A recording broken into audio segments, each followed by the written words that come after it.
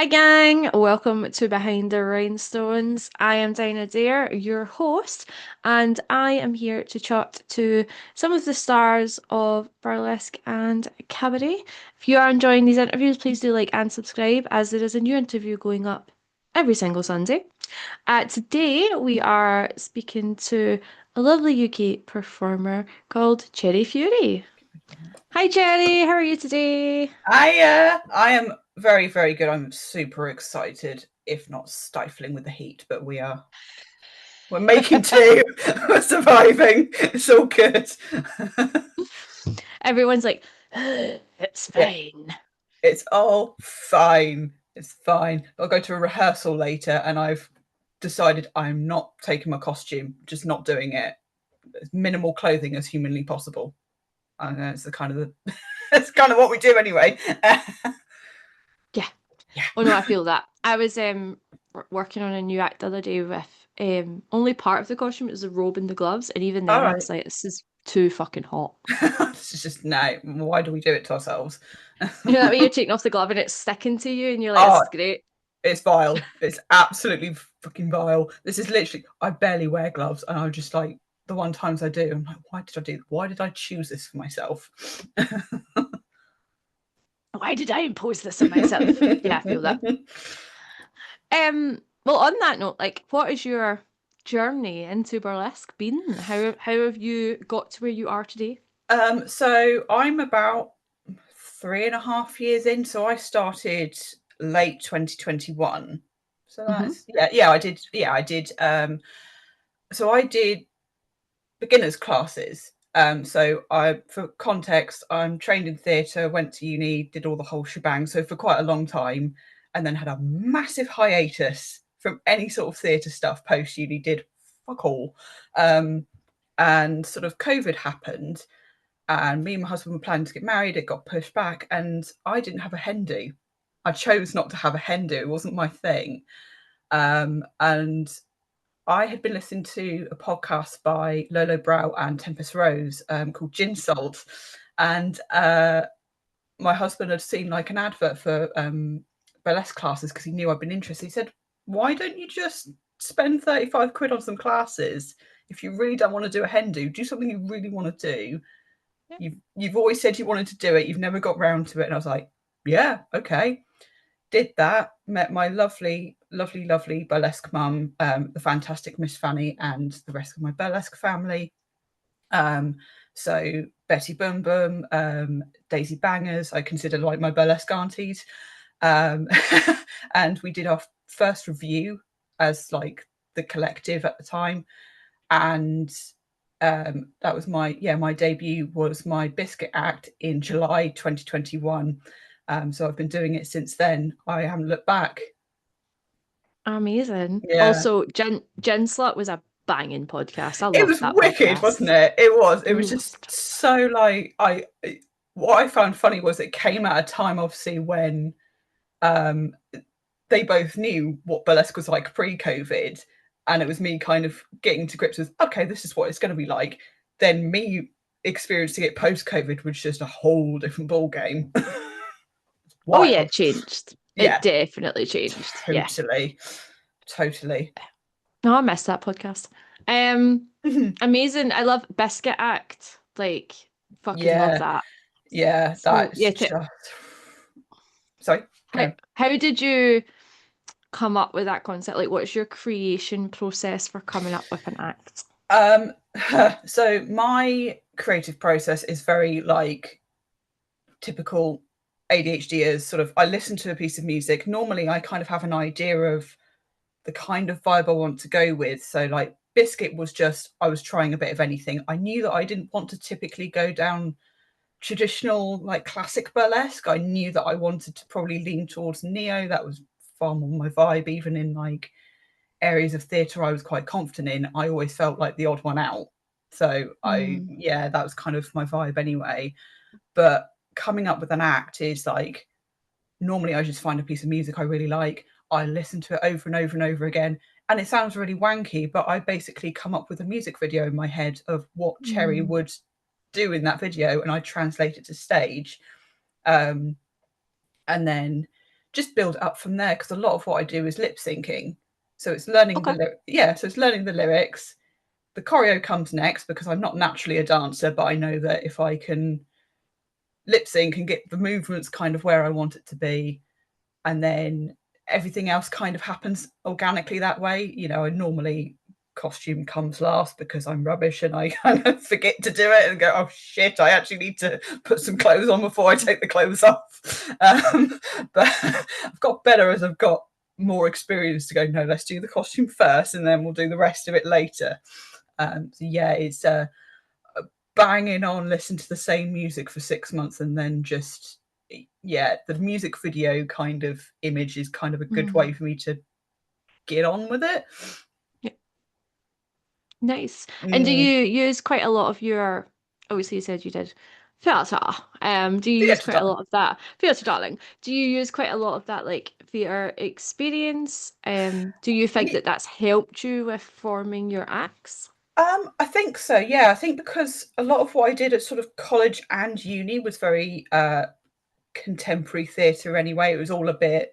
We did a lot of weird shit on that course. Like, if anyone knows anything about sort of the Dartington years and Falmouth and things from like early 2000s onwards, it was just mental, really weird experimental acts. So I think that I always knew how to put stuff together and not necessarily know if it's going to make sense to people, no, but I could Mm. I could take a concept and I could take a theme and run with it. um I'd say, yeah, definitely it has helped me. It's helped me understand how to put those things together.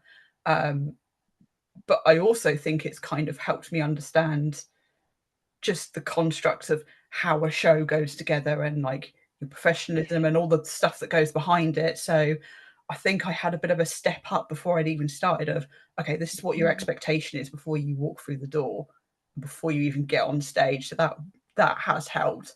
There've been some times when I've gone, I don't know if I actually use my degree, and then I go, oh no, I do, every single weekend. Every time I walk on the stage, like, come on, get a grip. Yeah, you'll have an understanding of like characterization, of Mm, staging, of like, I imagine you've got all that sort of to pull out, which is great. yeah, yeah. It's so like one of the biggest or the most memorable shows that I did at uni was magic based. And that Okay. was yeah, and so like it was, we used like different acts within it. So it was like magic of love, magic of time, blah blah blah, all this sort of thing. And the reoccurring thing we used was salt, just to like draw images on the floor and things.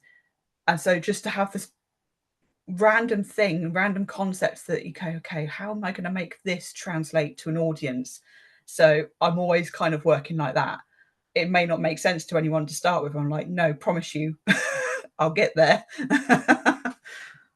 Feel like it will make I sense. will make sense because I've spent 6 months on it now, and I won't be told it doesn't make. No, it does normally. Nice. And what are your, obviously you said there like music. You Mm, listen to it, you visualize it in your head. yeah. But if you're going in with an original concept, like where do you sort of pull your inspiration from? So if we're talking like an original concept, I like to look at film and TV. I'm a like really big. I'm still a cartoon watcher. That is like my big thing. I watch SpongeBob every single day. I'm not ashamed to admit that. Um, but I pull a lot of that, and that gives me a lot of inspiration. It gives me a lot of visual inspiration as well. So like I've Mhm. got an act that I'm working on at the moment, which is Toxic Love from Fern Gully, but the imagery and actually what it looks like is not exactly the same as what the character is. Mm. And I've sort of thought of like, what would a femme version of that character look like, and the embodiment of that character. And so when I'm going into working on an act in that way, I'm thinking about, okay, what's a different side story to the Mm. original concept. So you've got like my Martha May Grinch act is not the Grinch. It is, what's Martha May's take on this? What's Martha May Mm. angle on this? She is a dommy mommy. Let's be real. She's a dommy mommy. And so I kind of came up with this idea of like, what if she's a dommy mommy and she wants to like punish the Grinch because he didn't actually steal Christmas.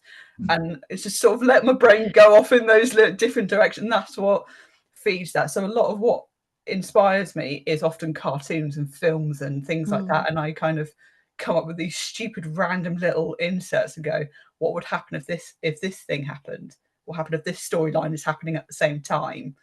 And that's where the burlesque stuff comes in, which is just fucking mental when you want to sit down and think about it for too long. I love that though. Also, you've Fern Gully. I haven't seen that film in years. Yeah. Loads of people are really surprised that I know it. Really, really surprised that I know it. And I'm like, I know the song really well. My friend who lives in Bristol is obsessed with it. And I told her I was doing it. She's like, Mm. I want to book you for a conference when I go back to working at a uni. I'm like, I don't think they're gonna I don't know how that's gonna go down. We'll see. I mean, I don't know. honestly, the only character I can remember is the bat. Not Yeah, really. yeah, yeah. Iconic. I love him. Iconic, iconic. So you kind of, that's kind of cool that you'll take it and sort of twist it and be like, Mm, oh, what if this happened or what if that happened? Like that's quite a interesting skill to have to be able to view mm. it and sort of flip it into a different way. Um, what about inspiration in terms of like other performers? Do you have a particular performer or set of performers that you sort of pull inspiration from Yeah. or admire? I think that obviously I've got my burlesque family. They're kind of like my basis. They're the people I draw a lot of like, Hmm. advice from, and I, see where my performance skill has come from. But in terms of like performers who are already out there and doing really, really well, like I mentioned Lolo Brow, I look at her shuffle act, their shuffle act is wonderful. It's one of those ones that I'm like, if I see an act that I'm like, I really wish I'd come up with that, that's how I know that it's really good. Because I'm like, I'm really glad that you've got it. I Yeah. really wish I'd come up with that. Another one is Foo Foo Kaboom. They're just wonderful. They're just such Oh. good fun. I forget that like we're a similar age as well, and I just look at her and go, "You are just going guns blazing." And every time I see something on Instagram, I'm like, only you could come up with dressing like an egg and coming out of the egg and giving it all that. The only person I could think of that could come up with that. And every Hmm. time I see them, I'm like, oh, beautiful. Um, just one more that I can think of off the top of my head is Violent May. Is a wonderful, wonderful, very punky, very like, you know, fuck the system kind of performer. They're the first, like, they're were taught by my burlesque mum as well, but they're like the first performer I saw outside of my little bubble. And I was Hmm. like, oh my God, this is what burlesque can be. It's not just the classic vision I'd already seen. It was like, this is really grungy and punky and like the epitome of where I could see burlesque going. And I'm like, Hmm. every time I see them, I saw them last weekend actually at a Pride, and I was like, just everything you do is just wonderful. And you meet them in person, they're really sweet and just, really not unassuming, but you just kind of go, you're just really sweet. And it's really nice, like, yeah, just wonderful, wonderful person. Love watching their stuff. That just hits me between the eyes. I watch an act like every year or so, and it hits me between the eyes and does me in until I see them again. And then you're like, Yeah, um, Fufu. Ah, yeah, love Fufu. yeah, definitely. She's Just such a sweetheart as well, which is just yeah, just absolute sweetheart. Um, that new record act. Oh, mm, chef's kiss. yeah. Chef's kiss. I look at everything. I go, I just wonder what goes into making those costumes, because it just is like wonderful, wonderful, beautifully put together costume, just that on its own. And then you look at the act and you're like, this is just so, I have no notes, never have any notes. Even if I could try, I can't come 10 up out, with anything. 10 out of 10, no notes. Love Yeah. that. Oh yeah, every time. You've kind of said at the start that like you sort of forget costumes at the end, and you've sort of said there like you Mm. admire the costumes. Is costuming oh not a weakness, but an area you need to grow in, or is Um, it?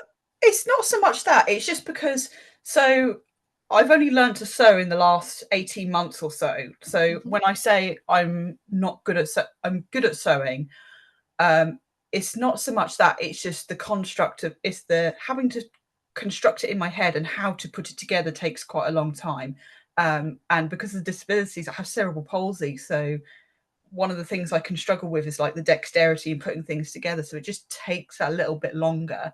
In terms of like actually coming up with an idea for a costume, I'm always able to put something together and like in my head. But I think maybe it's just that, unlike the actual putting the act together and coming up with the music and coming up with all those other bits, it's just the bit that I never had a lot of time and training to do when I was at uni. That was the only thing I never got time to do. Mm. So having said that, you know, my Kohler act, my bustle sat right there. That is something I made myself. That I spent so much time on that bloody thing. I've got a vegan, I say vegan, it's not an ostrich feather set of Yeah. fans that I made. The the Grinch Martha May gown was helped.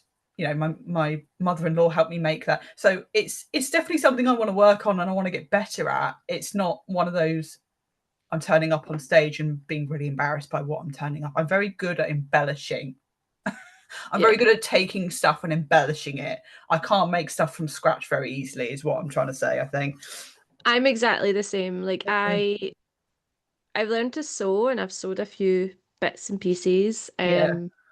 And you can hide the bad stitching with some rhinestones and no one can see it, which is Yeah. great. But I am much more of an outsourcing girly. I'm like, I'll buy it and I'll fix it, or I'll like commission someone to make it for me. Yeah. Like yeah, Yeah. The thing, I don't have the skills, the knowledge. no, the things that I won't do myself are things like my pasties. You know, Lucy's pasties, my wonderful burlesque sister makes them, and she just takes a concept I have, makes it happen beautiful every single Mm, time. Yeah, like I'm learning. You know, I'm only a year into properly sewing, so to go from being able to make a tote bag to making a full blown burlesque costume, I have to give myself a bit more credit for jumping that gun quite quickly. yeah, that's a fair distance to go. So yeah, give yourself some breathing space, babe. Um, so obviously you've been in the scene for 3.5 years now, Yeah, you just said. about. Yeah, just about. How have you found being part of the industry?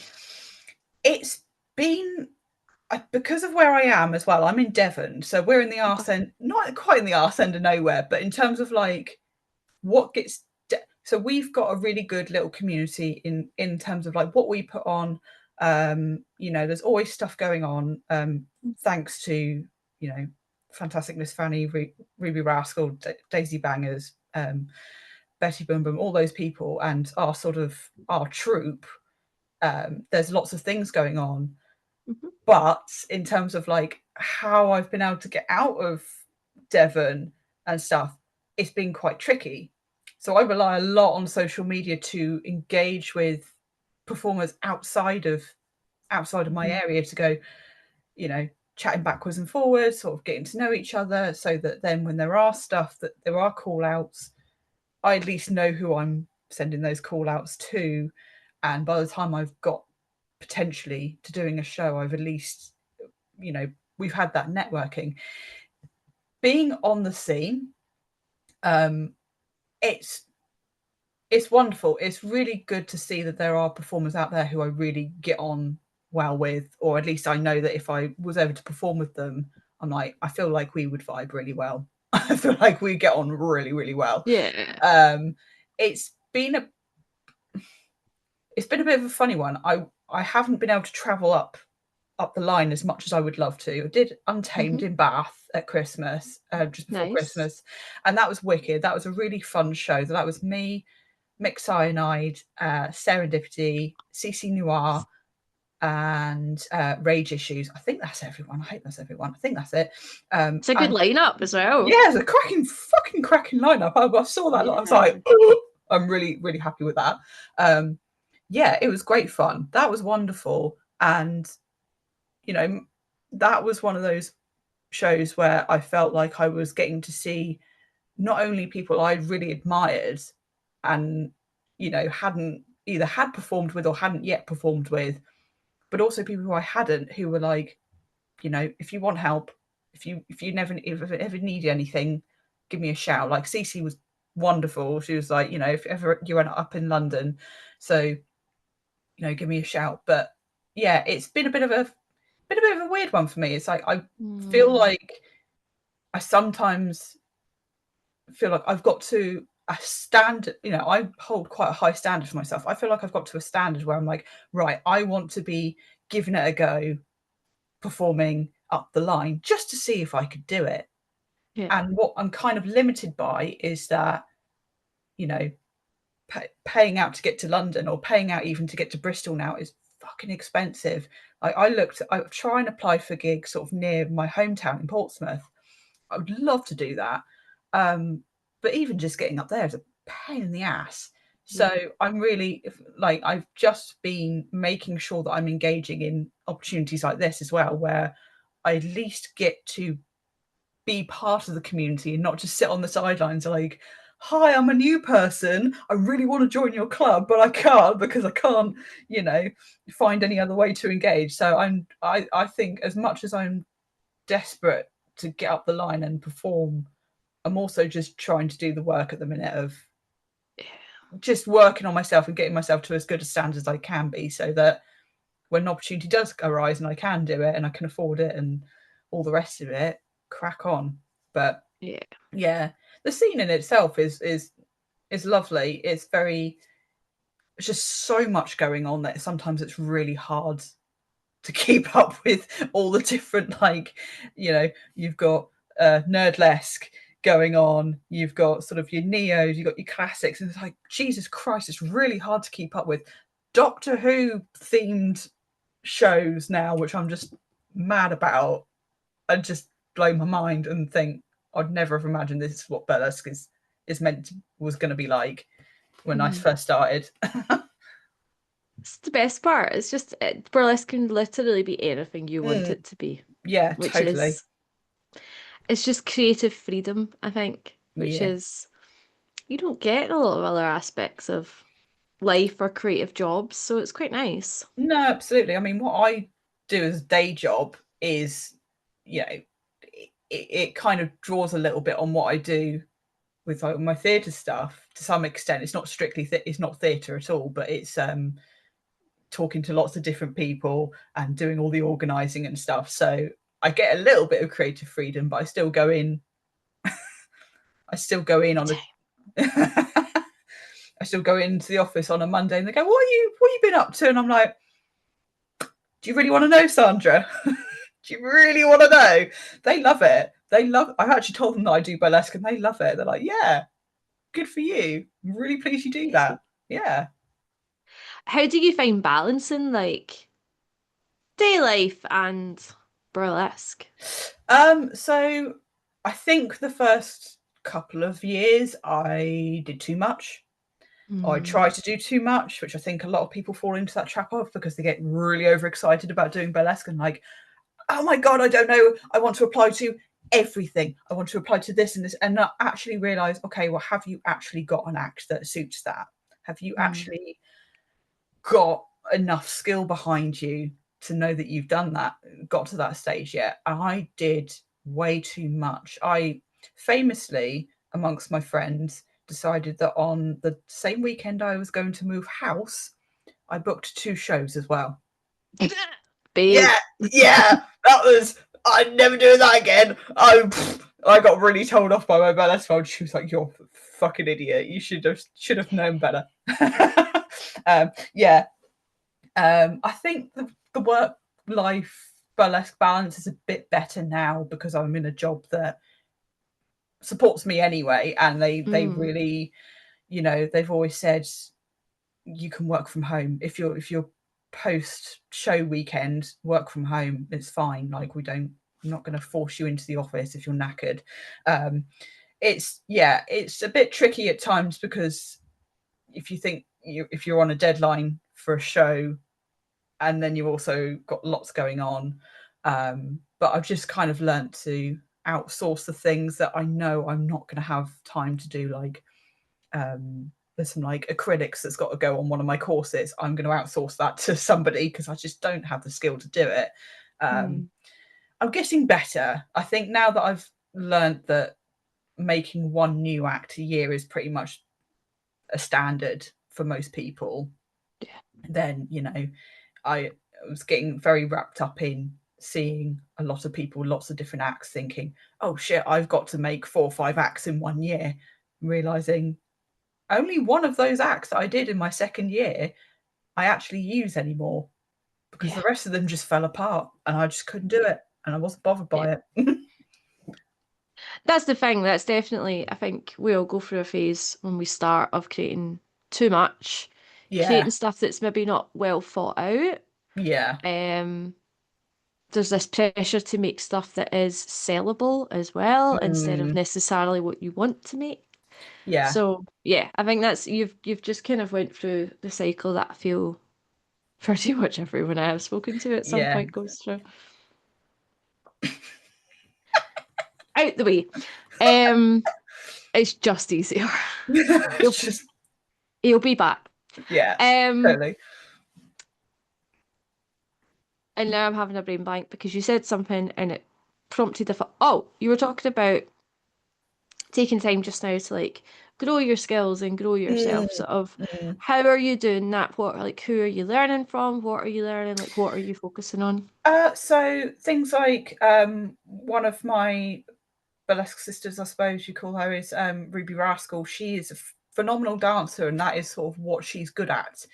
Mm-hmm. And we did a troupe act recently where she was choreographing it, and I was like, right, I want to do this because I'm not strictly a dancer, and I need to just get a little bit more confident with, you know, doing something like that, because sometimes the brain can handle my arms moving and not my legs and Vicky Verky. So it was just getting a bit more confident with that. So she's been able to kind of reinforce that I am capable of things, of doing dance and things like that. But it's things like even just my stamina and physical stamina, making sure like I'm as healthy as I can be for shows and things, not taking on too much. But yeah, and just going to like the workshops and things for if we're making a costume item, going to that workshop. So like say a boa, I've never made a boa yet. Going to somebody who's been to that workshop and go, can you help me, remind me how to do this? Mm-hmm. Just trying to think what else I've been doing really. We've got sort of like tidbit workshops that we're doing at the moment. So like today, I think we're doing like a chair workshop, Oh, and nice. that's something I've done quite a bit of. I've done sort of chair dancing before, um, but it's also one of those things that I kind of remember how to do it, and then I go away from it for a bit, and then I go, how the fuck do you? How is it so difficult to dance around a bloody chair? Like, Mm-hmm. it's Yep. yeah, so just sort of picking up bits and pieces with the dancing and like the physicality and such. But even just down to trying to make an effort to go and watch other people's stuff in Yep. like different communities and such. So I went to Trans Pride last weekend to like a show that they did, and just watching other performers and how they present themselves and how they Mm-hmm. do it, and go, okay, well, what can I bring to my own work Yep. with that in mind. So that's been quite useful. Good. And what sort of goals do you have in mind for burlesque for yourself? Like I said, I would love to be able to sort of go up the line a little bit more. I think in an ideal world, right, I want to do at least one festival. I've seen a lot of people talk up about the Glasgow festival, and I'm like, yeah, that sounds like fun. Um, It's no and longer a thing. is it not? This year, No. the Roxy Stardust, it's for a couple of years at least. Roxy Stardust, who runs it, is taking a Oh, step bless her. Yeah. back. So, Okay. I mean, for good reasons. She's in Malaysia being a ring mistress for a Oh, circus. oh, as you do. Okay, fair dues. Yeah. Oh, bless She's her. having the best time. She Yeah. did run it this year, even though she was doing that. She came back over Oh, for it, but she did say that it's going to be the last year for a few years, oh, okay. unfortunately. Oh, So okay. I'm glad you told me that. yeah, No, so I've had yeah, yeah. I think yeah, probably just a festival then of any kind, just to have had a go at it. I really want to. I know this is a bit sad, but I want to do a couple of shows in my home city. There's a couple Mm, of there's a couple of things going on there. And there used to be. I don't ever remember there being much of a scene when I was growing up because you're a teenager, you don't pay attention to that sort of thing. And I'm seeing a growing scene. I'm like, I just mm. want to go back. I just want to go back just a couple of times to go, hi, this is where I started. I want to perform here as well. Now.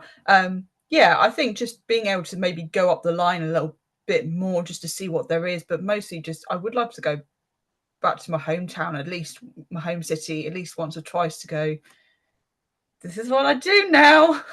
This is where I came from, sort of thing. So yeah, it's really difficult as well to know what goals to have when I don't know what the Mm. one you just don't know what the burlesque scene's going to look like in a couple of years. I just want to perform what I can where I can, improve. I would love to, be able to integrate with other um, performers who I've loved watching. So like one of my friends I went to uni with, Roxy Moron, is a drag queen down in Cornwall.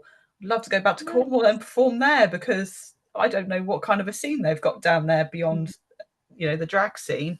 Um, so yeah, just my goals are quite small because That's I okay. just don't Goals know. are goals. Yeah, just not really sure what the landscape's going to look like over the next few years. So it gets me a little bit like I'm not really sure what to do now. That's okay. Yeah, yeah. Like, doesn't matter what size your goals are, it's still a Mm, goal. yeah. Even if your goal is, I don't know, get up in the morning.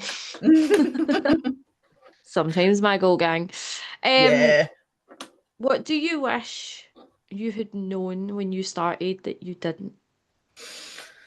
Um, I wish I'd known. Just trying to have a think. Take your time. Yeah, yeah, yeah. I just think I'd wish I'd known how capable I would actually be of doing burlesque and actually not to toot my own horn, but how good of a performer I would actually manage to make myself into. Because when Mm, I started, there was like, you know, saying boo to a goose was not. I was very, very shy. Like I'd done theatre, I'd done all of that, and I'd retreated into myself. I wish I'd known beforehand, like how capable I would be of taking up new skills and just being able to perform and things. I think in that respect, that's what I'd wish I'd known. I also think I'd wish I'd known to some extent, like what the etiquette is because mm, because everything is so spread out all over the country and things. You have your burlesque family will tell you like this is what we expect of you, this is how we turn up on time, gives you music in an mp3 setting, don't make sure that you check that your name is not being used by anybody else yeah. and things like that, the really basic stuff. But things like when you apply to a show, I didn't know that it was like you can sometimes apply to things like a normal job and never hear back. And I didn't know that that was the norm. I've spent so much time going, oh, people don't like me. And it's just like, no, it's just because they get hundreds of potentially applications and you just don't hear back. And it's taken me a long time to realize, no, you're not a shit performer, You're not a shit performer, Cherry. You're just, one of hundreds of people doing the same thing. So it's Yeah. it's not a reflection on me as a performer. So yeah, just etiquette and self etiquette and a bit of self assurance and self confidence. I think starting off. Yeah. I think that's fair. Yeah, Yeah, it's like applying for any other job, innit? You just send your yeah, details off into the ether. yeah, definitely. definitely. And little baby Cherry had no idea that you had to, how much you'd have to engage with people and chat to them backwards and forwards and sort of let people know you were there, but not be a pest and not spam people, just finding a new performer and watching the stuff and just going, I really like this act that you're doing, and such like that. Just the odd bit of engagement there in that way. So I'm never that person who's like, hi, you should hire me. I'm not going to ever be that person because I just don't have the energy for it. But yeah, yeah. You can have a conversation, nothing wrong with that. Yeah, totally. Well, can you tell our lovely watchers and listeners where it is that they can find you on the socials?